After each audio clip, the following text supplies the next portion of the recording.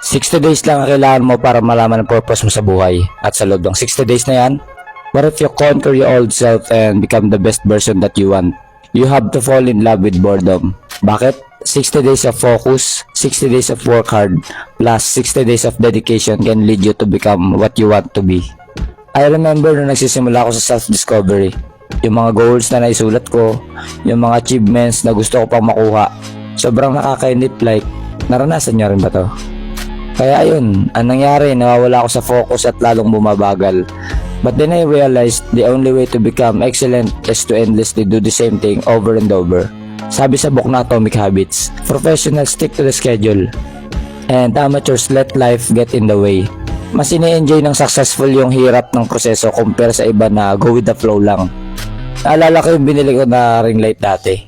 And nakakatawa dahil ngayon napapakinabangan ko siya kasabay ng mic na binili ko, ito. And ayun, balik tayo. Mas masarap mag-grind kapag alam mong tama yung nilalakar mong proseso. At para hindi ka mainip, always trust your schedule. And that's it for today. This is day 33 of Project 6 Figure and day 12 of the ARC project. I'll see you in the next one. Peace!